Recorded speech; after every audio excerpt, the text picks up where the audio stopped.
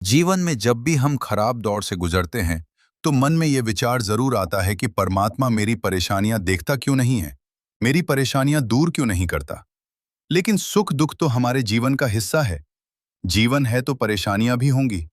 एक युवक की अपनी तमाम परेशानियों के लिए भगवान से शिकायत पर आधारित यह स्टोरी, दुखों की गठरी। नवीन अपनी परेशानियों से जूझ रहा था।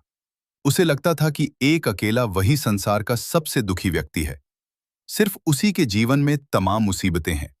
उसको भगवान से इस बात की बड़ी शिकायत रहती थी कि भगवान ने संसार के सारे दुख उसके हिस्से दे दिए और फिर सब कुछ भूलकर कानों में रुई लगाकर सो गए हैं। नवीन सोते जागते भगवान से प्रार्थना करता और फिर कभी भगवान को दोष देता तो कभी खुद को कोसता रहता। भगवान है कि न तो विनती से सुन रहे थे और न उसके उलाहने। अब नवीन बेचारा करे भी तो क्या करे। एक मुसीबत खत्म होती नहीं कि दूसरी आ जाती। एक दिन उसने सोने से पहले प्रार्थना की, प्रभु, मैं आपके सामने कहता कहता थक गया। अब और मिन्नतों की इच्छा नहीं है। एक अंतिम बार कह रहा हूं, कृपा करके मेरी प्रार्थना सुन लीजिए। अगर आपको मेरे दुख नहीं मिटाने हैं तो कम से कम इतना तो कर सकते हैं कि किसी ऐसे व्यक्ति के दुखों से मेरा दुख बदल दीजिए जिसके जीवन में मुझसे कम दुख हो। हमेशा के लिए नहीं तो कम से कुछ महीनों के लिए ही सही। थोड़े दिन के लिए मुझे भी कुछ राहत मिल जाए। अब भगवान ने नवीन की आखिरी इच्छा सुन ही ली और उसे उस रात सपने में भगवान दिखे।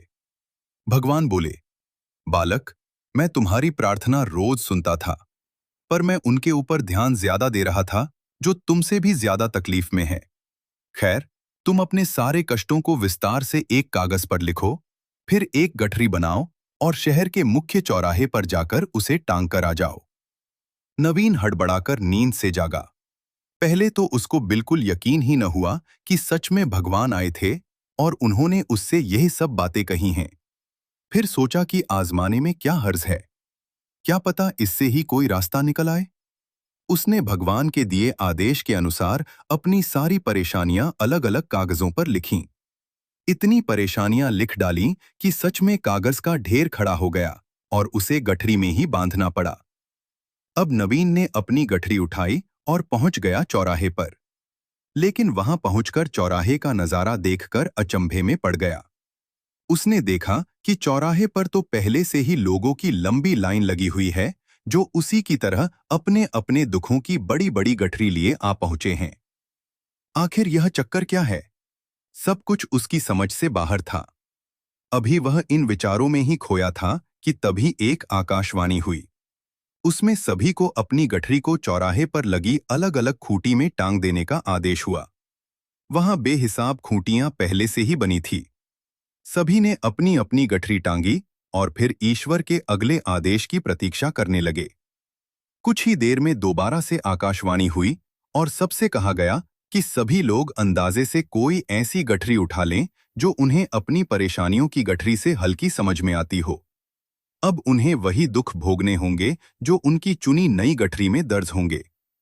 आकाशवाणी सुनते ही सभी हल्की से हल्की गठरी को लपकने के लिए दौड़े। सबके साथ नवीन भी नई गठरी चुनने के लिए भागा। खूंटियों में टंगी समस्त गठरियों को घूरता हुआ वह काफी देर तक अंदाजा लगाता रहा।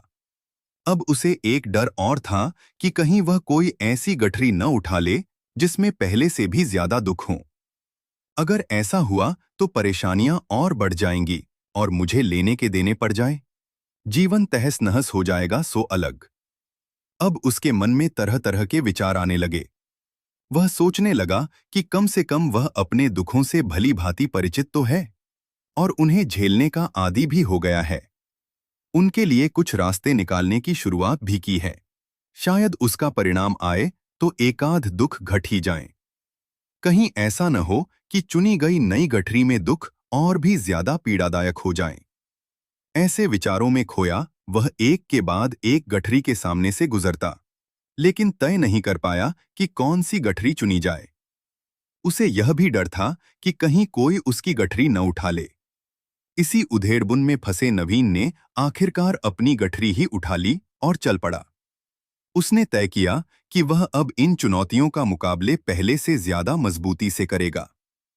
धीरे धीरे नवीन को अपने ही दुख दूसरों से कम होते हुए महसूस हो रहे थे और उसके जैसे ही भाव वहां मौजूद हर व्यक्ति में आ रहे थे। सच में सबको अपना दुख ज्यादा बड़ा और ज्यादा पीड़ादायक लगता है। लगता है कि वही संसार का सबसे दुखी प्राणी है।